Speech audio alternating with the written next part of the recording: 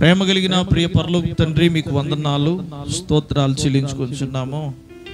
గడిచిన కాలమంతా మీరు మమ్మలను మీ సజీవమైన రెక్కల చాటును దాచి భద్రం చేసి బలపరిచి మా జీవితాల్లో మరొక శ్రేష్టమైన సమయం ఈ సన్నిధిలోనికి రావటానికి మీరు ఇచ్చిన ఈ మంచి సమయాన్ని బట్టి వందనాలు, కృతజ్ఞత, స్తోత్రాలు చెల్లిస్తూ ఉన్నాం. ప్రభువా దేవా, మేము అనేక దినాలుగా నీ సన్నిధానానికి మేము దూరమైనప్పటికీ మరలా మమ్మల్ని క్షేమకరంగా నీ సన్నిధికి తోడుకొని వచ్చారు.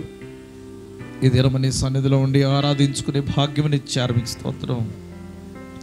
మా ప్రయాణాలలో క్షేమమును అనుగ్రహించారు. మీకు స్తోత్రం. ఈ దినం బిడ్డల మధ్యకు రావటానికి మీ ఇచ్చిన కృపను బట్టి స్తోత్రం. ప్రభా, నీ బిడ్డలు ఈ దినము ఎటువంటి కష్టములలో, కన్నీళ్లలో, బాధలలో, ఇరుకులలో, ఇబ్బందులలో నీ సన్నిధానానికి వస్తూ ఉన్నారు.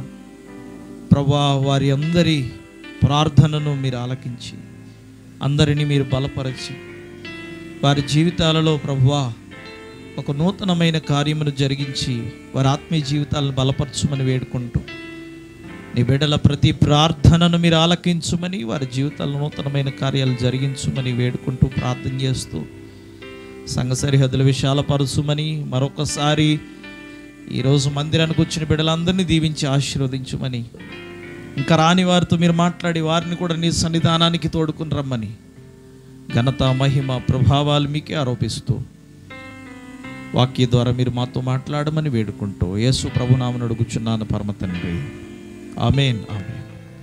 దేవునికి స్తోత్రం చెప్పండి అందరూ కూడా. హల్లెలూయా, హల్లెలూయా.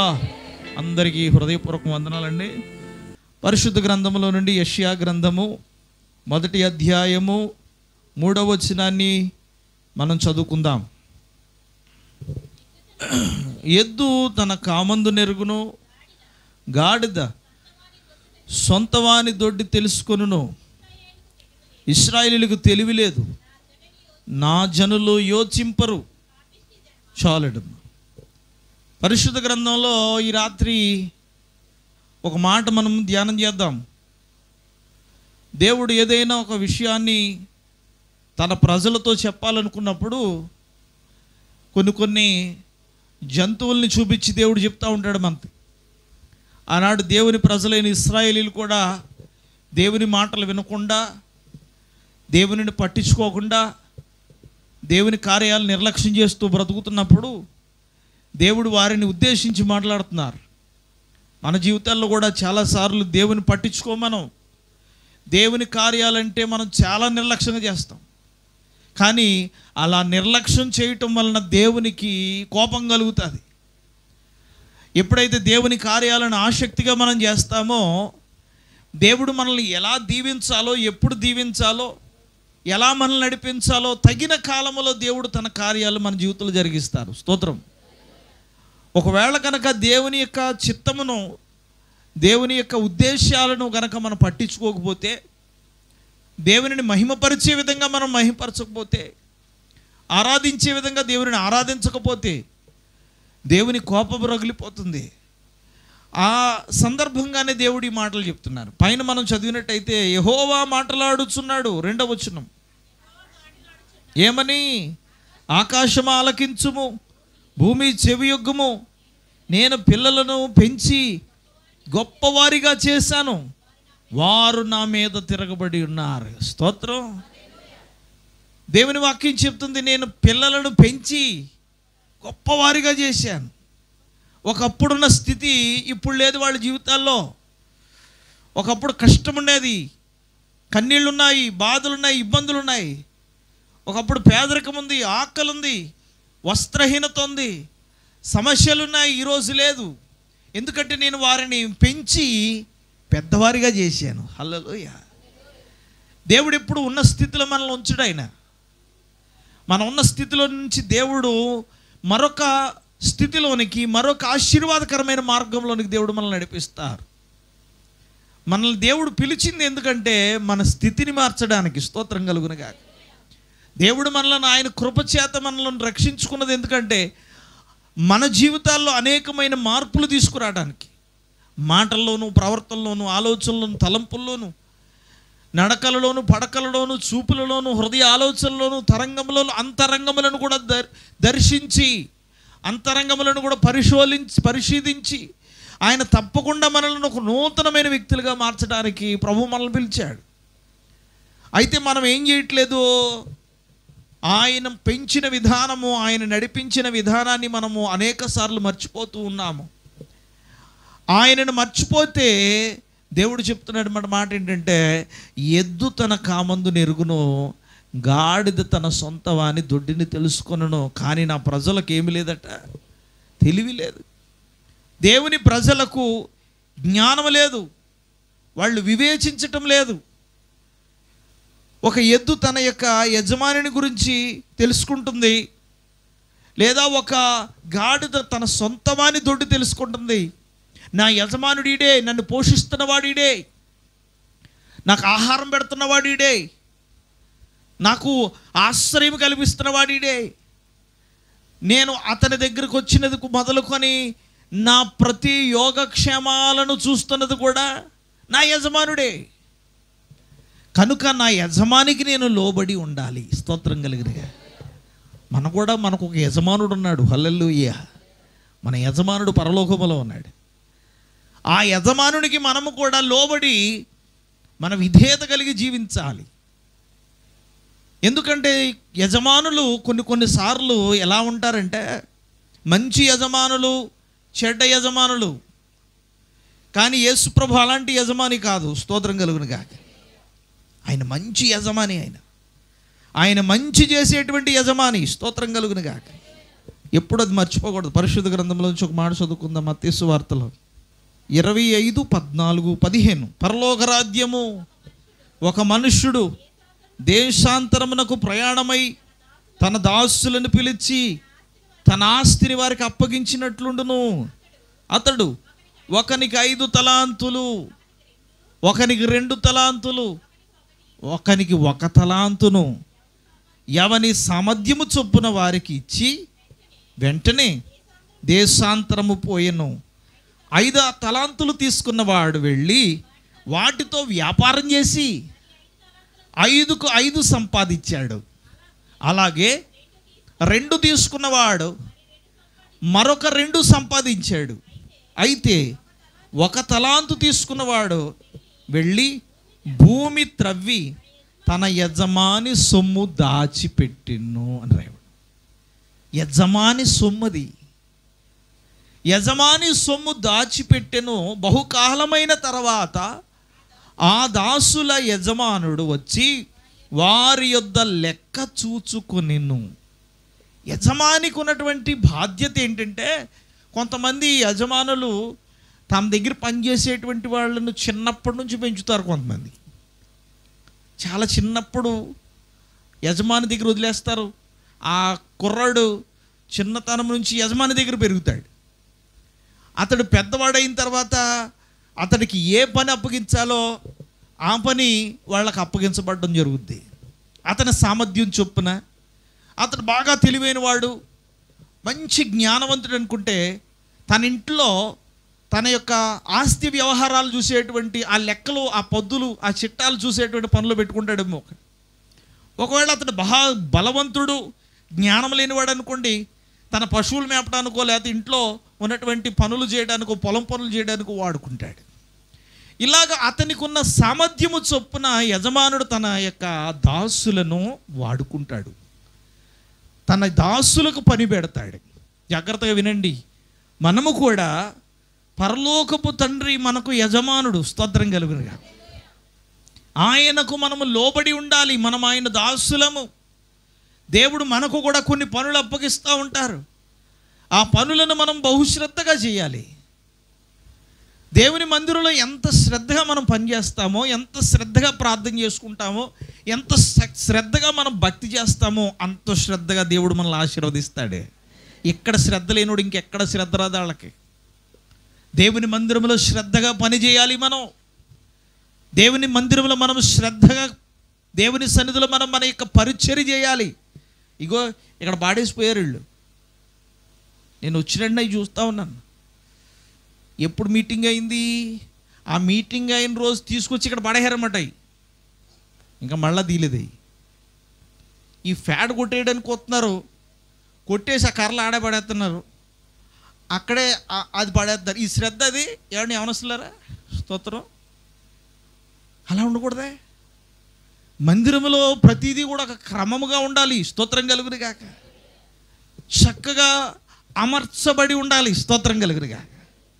మన జీవితంలో కూడా దేవుని మందిరంలో దేవుని చేత వాడబడే దాసులముగా మనం ఉండాలి. నువ్వు నాకు అక్కర్లేదు, నువ్వు వచ్చి వెళ్ళిపోతున్నావు అంతే నీ సంగతి అనేటువంటి పరిస్థితి ఎప్పుడు దేవుని దగ్గర రాకూడదు. ప్రభువా, నాకు కూడా ఒక మంచి పని చెప్పు. స్తోత్రం కలిగిన గాక. నాకు కూడా పరిచర్య భాగం ఇయ్యి, నేను కూడా నీ కొరకు ప్రయాసపడాలి. ప్రభువా, ఇదిగో శ్రమల ధ్యాన మీటింగ్లు అంటున్నారు, మా కుటుంబంలో కూడా జరగాలి, ఇది నాకు ఒక అవకాశం ఇవ్వండి. స్తోత్రం కలిగిన గాక. మిమ్మల్ని మహిమపరచడానికి, మిమ్మల్ని హెచ్చించడానికి, మిమ్మల్ని ఆరాధించడానికి. ప్రభువా, నా కుటుంబం బాగుపడాలి, నా బిడ్డలు బాగుపడాలి, నా పరిస్థితులు మారాలి, నా కష్టాలు తీరాలి, నాకున్న అనారోగ్యాలు, నా పరిస్థితులు, నా సమస్యల నుంచి విడుదల కావాలి.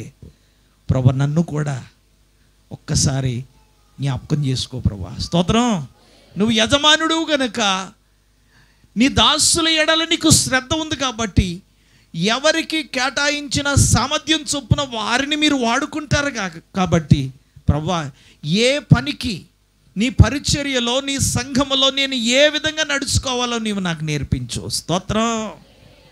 మన జీవితాల్లో కూడా దేవుని మందిరానికి వచ్చి ఖాళీగా ఉండేవాళ్ళంగా ఉండకూడదు. మనం దేవుని మందిరంలో పరవశించి పాడేవాళ్ళంగా ఉండాలి. మనం దేవుని సన్నిధిలో ఆరాధించే వాళ్ళంగా ఉండాలి. నేను చాలా సంతోషిస్తున్నాను ఎందుకంటే మిమ్మల్ని అందరిని చూసినప్పుడు ఎంత అద్భుతమైనటువంటి ఒక మంచి తేజోవంతమైన మహిమ చూశాను మీ మధ్య. స్తోత్రం కలిగిన గాక. మీరందరూ మైమరిచి పాడుతున్నప్పుడు, మైమరిచి ప్రభువును స్తుతిస్తున్నప్పుడు, ప్రభువా ఎంత గొప్ప ఉజ్జీవాన్ని రగిలిస్తూ ఉన్నావు. హల్లెలూయా. దేవుని మందిరంలో అటువంటి అద్భుతమైన శ్రద్ధ కలిగిన వాళ్ళగా ఉండాలి. సరిపెట్టుకోవద్దు ఈ రోజుతో సరిపెట్టుకోవద్దు. ఇంకా నేను ప్రభువా నీలో ఎదగాలి, ఇంకా అభివృద్ధి చెందాలి, ఇంకా ఆశీర్వదింపబడాలి, ఇంకా మేలుల చేత ప్రభువా, ఇంకా నీ అభిషేకము చేత నేను నింపబడాలి. నన్ను ఒట్టి పాత్రగా నన్ను చెయ్యొద్దు నాయనా, ఖాళీ పాత్రగా నన్ను చెయ్యొద్దు, నీకు ఇష్టమైన పాత్రగా నన్ను చెయ్యి. స్తోత్రం కలిగినగా ఇష్టమైన పాత్రగా చెయ్యి. ఇర్మియా గ్రంథము 18వ అధ్యాయం, ఇర్మియా గ్రంథము 18వ అధ్యాయం 1వ వచనం. యెహోవా యొద్ద నుండి ఇర్మియాకు ప్రత్యక్షమైన వాక్కు, నీవు లేచి కుమ్మరి ఇంటికి పొమ్ము, అక్కడ నా మాటలు నీకు తెలియజేతును. నేను కుమ్మరి ఇంటికి వెళ్ళగా వాడు తన సారె మీద పని చేయుచుండెను. కుమ్మరి జిగటమంటితో చేయుచున్న కుండ వాని చేతిలో విడిపోగా ఆ జిగటమన్ను మరలా తీసుకుని కుమ్మరి తనకు యుక్తమైనట్టుగా దానితో మరి ఒక కుండ చేస్తూ ఉన్నాడు. స్తోత్రం కలుగునుగాక. ఇర్మియాకు దేవుడు చెప్పిన మాట ఏంటంటే, ఇర్మియా నీవు ఒక్కసారి కుమ్మరి ఇంటికి వెళ్ళు, అతడు కుండలు చేస్తూ ఉంటాడు, ఆ కుండలు చేసే విధానాన్ని జాగ్రత్తగా గమనించు.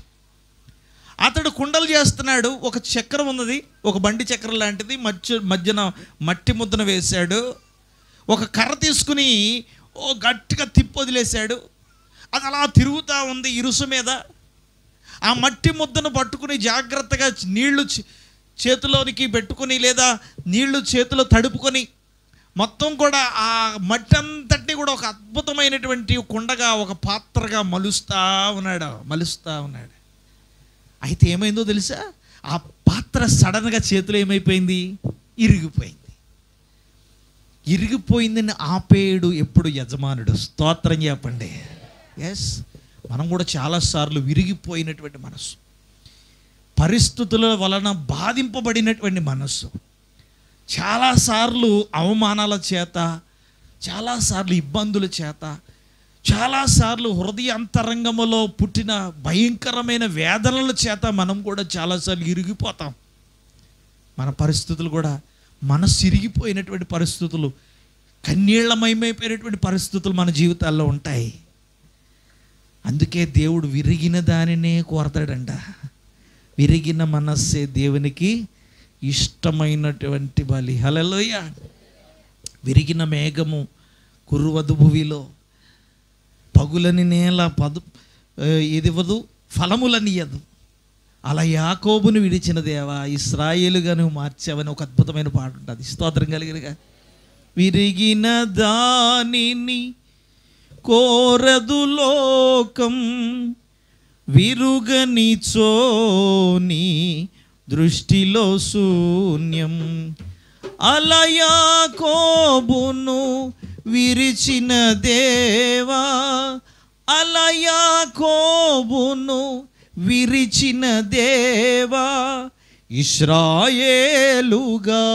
మలచుము నన్నీ ధరలో. స్తోత్రం. ఇశ్రాయేలు విరిస్తేనే కానీ బతుకులు బాగుపడవు. మన జీవితంలో ఏదైనా విరిగిన పరిస్థితులు ఎదురైతేనే తప్ప, విరిగిన పరిస్థితులు మన జీవితాల్లో జరిగితేనే తప్ప సంతోషకరమైన దినాలు రావట్లేదు. స్తోత్రం కలిగిన గాక. మన సూచన ఏంటంటే విరిగిన దానిని దేవుడు మరలా కడతాడైనా. హల్లెలూయా. విరిగిపోయింది చేతిలో. ఆ కుమ్మరి ఎంతో జ్ఞానంగా తన చాతుర్యమును ఉపయోగించి చాలా చక్కగా ఆ కొండను చేయాలని ప్రయత్నం చేస్తున్నాడు. ఎక్కడ ఏ విధమైనటువంటి డాగులు లేకుండా, ఎక్కడ ఏ విధమైన పరిస్థితులు లేకుండా ఆ కొండ చాలా అనుకూలంగా, చక్కగా, అందముగా, ఉపయోగకరంగా ఉండేటట్లుగా ప్రయత్నాలు జరుగుతూ ఉన్నాయి. కానీ ఆ ప్రయత్నాల్లో ఒక్కొక్కసారి ఆ కొండ ఏమైపోతుంటుంది? విరిగిపోతుంది. బాధపడొద్దు. స్తోత్రం కలిగిన గాక. కొండలు విరిగిపోతాయి. పరిస్థితులు అనేక సార్లు మన జీవితాలు కూడా కృంగజేస్తాయి, బలహీనపరుస్తాయి. ఆగిపోకండి, ప్రార్థించడం మానకండి, ప్రభువును సేవించడం మానకండి. ఎందుకంటే మరలా విరిగిపోయినటువంటి ఆ మట్టిని యజమానుడు వదలడు. స్తోత్రం కలిగినగా. మరలా మట్టిని ఏం చేస్తాడు? మరలా మట్టిని జాగ్రత్తగా తీసి రెండవసారి మరలా సారి మీద పెట్టి మరలా చక్రం తిప్పి మరలా తన శక్తిని ఉపయోగించి ఆ విరిగిపోయినటువంటి కొండను మరలా శ్రేష్టమైన కొండగా తయారు చేస్తాడు. స్తోత్రం కలుగును గాక. ఈ రాత్రి దేవుడు మన జీవితాలను కూడా అలా కట్టాలని మనం కూడా కోరుకోవాలి. దేవుడు మన బ్రతుకులను కూడా అలా కట్టాలని కోరుకోవాలి. ప్రభువా, నీ చేతిలో ఉన్నటువంటి పాత్ర నేను నీకు ఇష్టమైన పాత్రగా చేయి. నాకు ఇష్టమైన పాత్రగా కాదు, నీకు ఇష్టమైన పాత్రగా నేను బతకాలి. హల్లెలూయా. యేసు ప్రభుకి ఇష్టమైనటువంటి వాళ్ళంగా బతకాలి. మనుషులకి ఇష్టమేంటి? మనుషులకి ఇష్టమైతే ఈరోజు మనం ఇష్టపడితే మనం మాట్లాడతారో, లేదా మనకు సహాయం చేస్తారో, లేదా మన కోసం ఏదైనా చేస్తామంటారో. ఇష్టం లేకపోతే మనల్ని వదిలేసి వెళ్ళిపోతారు. ఎడారులో మనం ఒక్కరిమే బతకాలి. సహాయం చేసేవాడు ఉండడు, ఆదరించేవాడు ఉండడు, నడిపించేవాడు ఉండడు. కానీ ప్రభు అలాంటి వాడు కాదు. స్తోత్రం కలిగిన గాక. మన జీవితాల్లో కుమ్మరిని గురించి ఇదే జ్ఞాపకం చేస్తున్నాడు దేవుడు. యజమానికి అనుకూలమైన పాత్రగా వాడబడాలి మనం. ప్రభువా, నన్ను నీకు ఇష్టమైనటువంటి పాత్రగా వాడుకో. యజమానుడు ఎప్పుడు వదలడో తన దాసులను. యజమానుడు తన యొక్క సామర్థ్యము, ఎలాంటి సామర్థ్యం కలిగి ఉన్నారో మందిరానికి వచ్చే వాళ్ళందరినీ దేవుడు గమనిస్తూ ఉంటాడు. ఆయన స్తోత్రం. మనం ఏ ఉద్దేశాలతో వస్తున్నామో, మన కష్టం ఏంటో, మన కన్నీళ్ళు ఏంటో, మన పరిస్థితులు ఏంటో అన్నింటినీ దేవుడు గమనిస్తూ ఉంటాడు. ఆయన దేవుడు ఎవరిని దాటిపోవాడు కాదు. నేను చెప్పాను మొన్న ఒకసారి, ఆయన దాటిపోవాడు కదా. ఆయన దాటిపోయే దేవుడు అయితే మనల్ని ఆదుకునే వాళ్ళు ఎవరు? దాటిపోయేటువంటి దేవుడు కాదు ఆయన.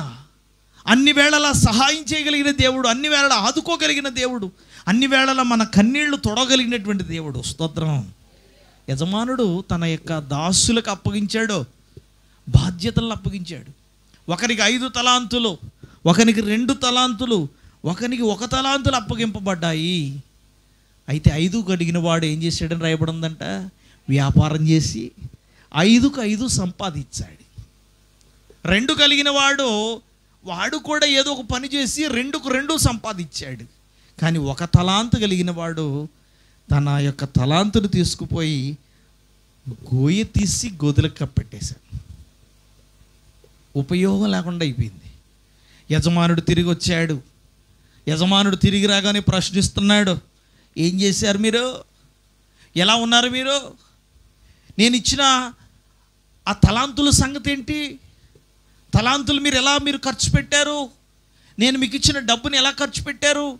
దేనికి వాడారు అని యజమానుడు లెక్క అడిగినప్పుడు 5 తలాంతులు తీసుకున్నవాడు పరుగు పరుగున వెళ్ళి తన 5 తలాంతులకు బదులుగా యజమానుడు ఇచ్చిన 5 తలాంతులు, తాను సంపాదించిన 5 తలాంతులు తీసుకుపోయి యజమానుడికి చూపించాడు. హల్లెలూయా. అప్పుడు యజమానుడు అంటాడు, బడా నమ్మకమైన మంచి దాసుడు, బడా నమ్మకమైన మంచి దాసుడు. 2 కలిగిన వాడు కూడా వెళ్ళి తనకు రెండు సంపాదించి తీసుకొచ్చినటువంటి ఆ 4 వాటిని తీసుకెళ్ళి యజమానికి చూపించాడు. అప్పుడు కూడా అదే మాట, బడా నమ్మకమైన మంచి దాసుడా. 3వ వాడు వచ్చాడు. ఏది నీ సంగతి ఏంటి? నీకు ఇచ్చిన 1 తలాంతు ఏం చేసావు? వాడు అంటున్నాడు, నువ్వు చాలా అన్యాయస్తుడు. చదవండి అన్నమాట అక్కడ. తర్వాత 1 తలాంతు తీసుకుని వాడు, అయ్యా నువ్వు ఎలాంటోడో తెలుసా? యజమాని మీద నిందలేస్తున్నాడు. నువ్వు ఎలాంటోడో తెలుసా? విత్తని చోట కోయివాడవు,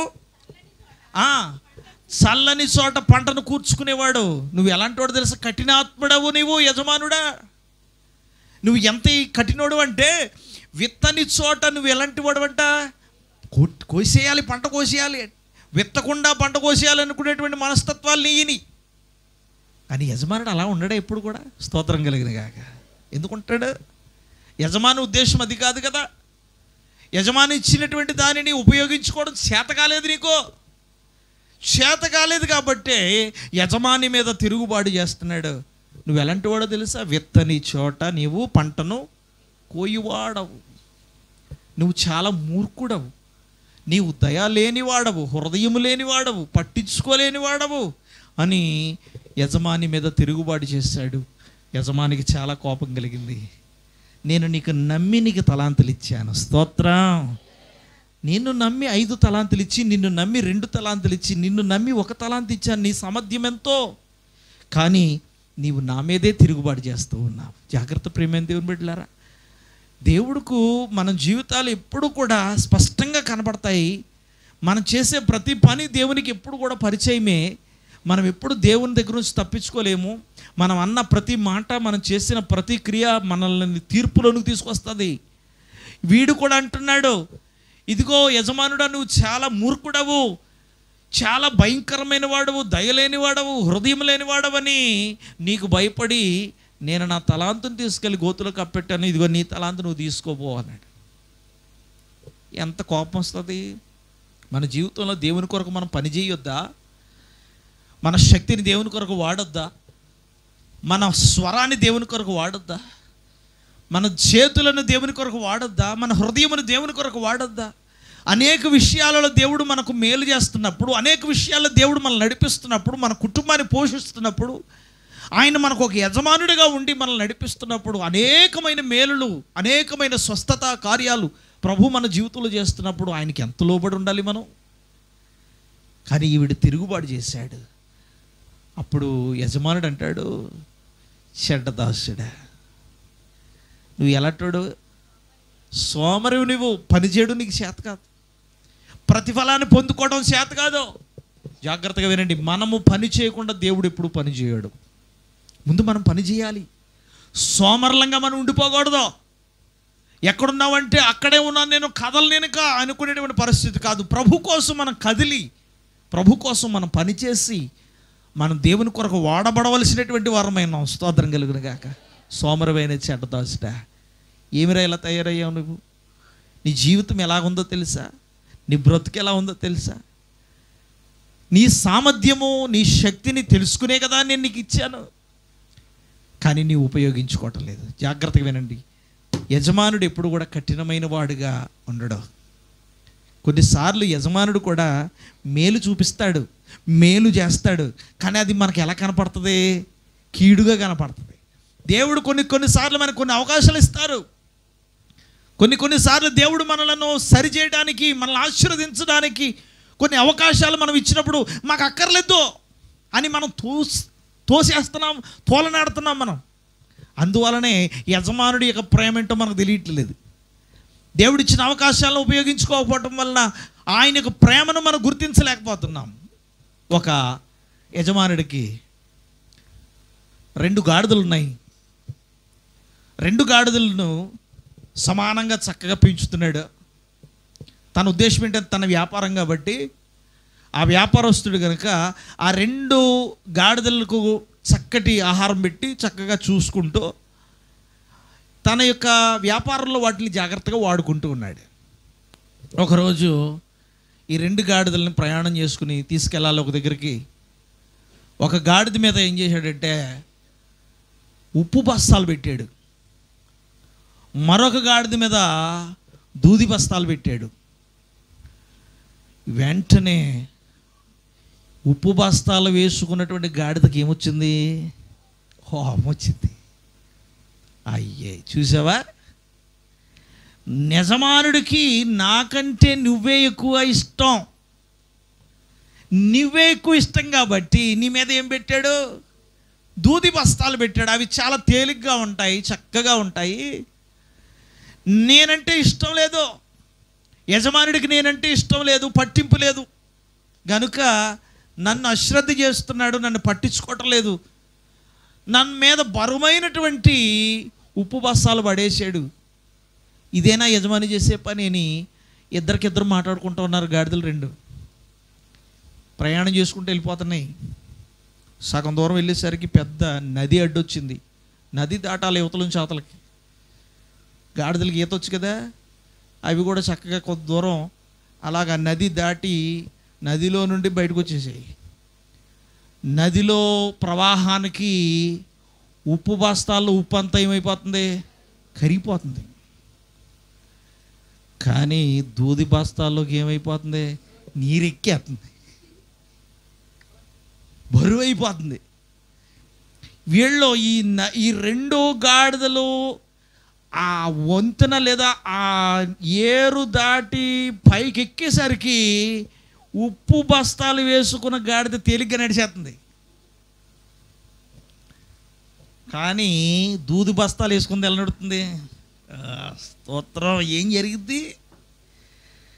ఇప్పుడే కదా నువ్వు తిట్టావు, ఇప్పుడే కదా నువ్వు పొగిడావు.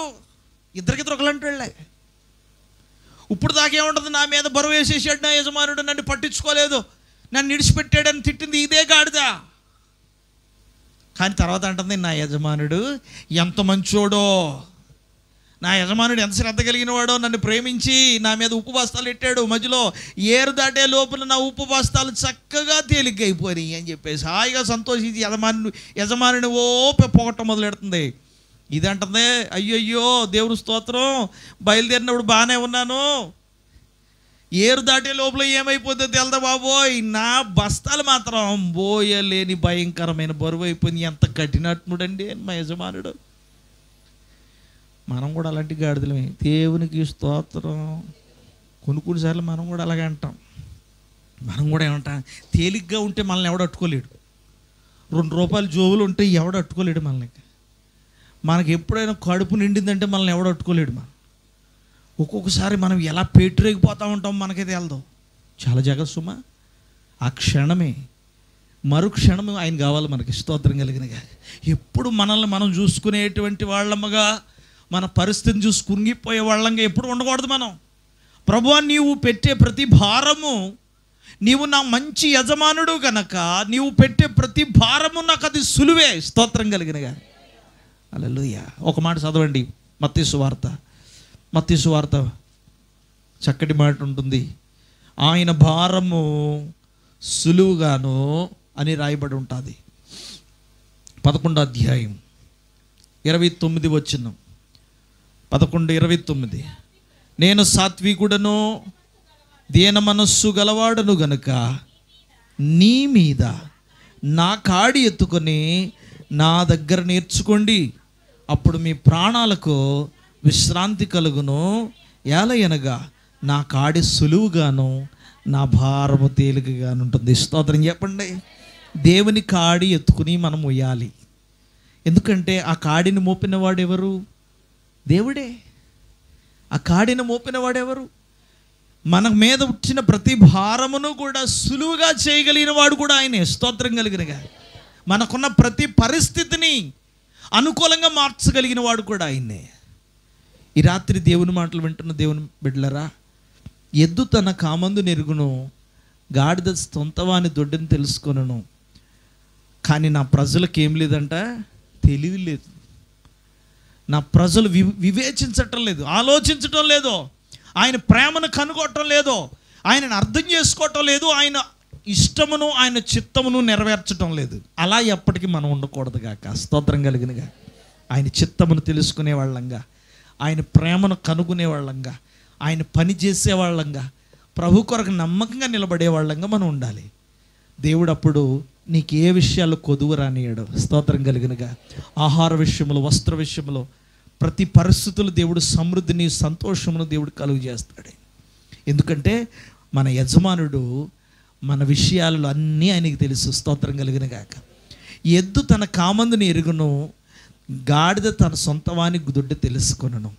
యజమానులకు చాలా తెలుసు వాటి గురించి, వీటికి కూడా తెలుసు తాళ్ళ యజమానుల సంగతి. స్తోత్రం కలిగిన గాక. మనకి కూడా ఒక యజమానుడు ఉన్నాడు, ఆయనకి మనకు తెలుసు మన పరిస్థితి ఏంటో. ఆయనను గురించి మనం కూడా కనుగొనినప్పుడు, ఆయన యందు మనం విశ్వాసం ఉంచినప్పుడు, ఆయన యందు మనం ఆనుకున్నప్పుడు అనేక విషయాల్లో దేవుడు కూడా మనల్ని బలపరుస్తారు. ఈ రాత్రి మీ ప్రార్థన ఏంటి? మీరు దేనికోసం ప్రార్థన చేస్తున్నారు?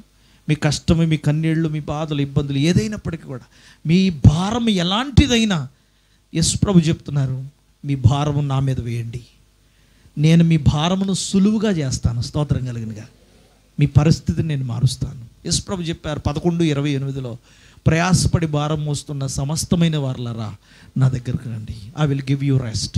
నేను మీకు ఏం కలుగు చేస్తాను? విశ్రాంతి కలుగు చేస్తాను. ప్రభు మనల్ని పిలుస్తున్నారు. స్తోత్రం. ప్రభు మనల్ని పిలిచినప్పుడు ఆయన దగ్గరికి వెళ్ళి ప్రభు పాదాలు పట్టుకుంటే, ప్రభు శరణు కోరితే, నీ కష్టం దేవునితో చెప్తే, నీ కన్నీళ్లు దేవునితో చెప్తే, నీ ఇబ్బందులు దేవునితో చెప్తే, ప్రభా నా పరిస్థితికి నాకు సమాధానం దయచేయని దేవుని కోరుకుంటే తప్పక దేవుడు దాన్ని జరిగించగలరు. అంతేకాదు, ప్రభా నా ప్రార్థనాత్మ నింపు, పరిశుద్ధాత్మతో నింపు, నన్ను వాక్యము జ్ఞానముతో నన్ను నింపు, నీ సన్నిధి నాకు తోడుంచునైనని మీరు కూడా ప్రార్థన చేస్తే అన్ని విషయాలు దేవుడు మనకు సహాయం చేయగలడు. ఎందుకంటే ఆయన తన దాసులను ఎప్పుడు దాటిపోయే దేవుడు కాదు. ఆయన మన మంచి యజమానుడు. ఆయనకి మనం అన్నీ చెప్పుకుందాం, మన హృదయాలంశలన్నిటినీ దేవునితో పంచుకుందాం, మన కష్టాలను దేవునితో చెప్పుకుందాం. అన్ని విషయాల్లో దేవుడు మనల్ని బలపరిచి శారీరకంగా, మానసికంగా, ఆధ్యాత్మికంగా దేవుడు మనల్ని వర్ధిల్ల చేస్తారు. అట్టి కృపలో కొనసాగిపోవటానికి దేవుని సహాయాన్ని కోరుకుని ప్రార్థించుకుందాం. దేవుడి మాటలు దీవించును గాక.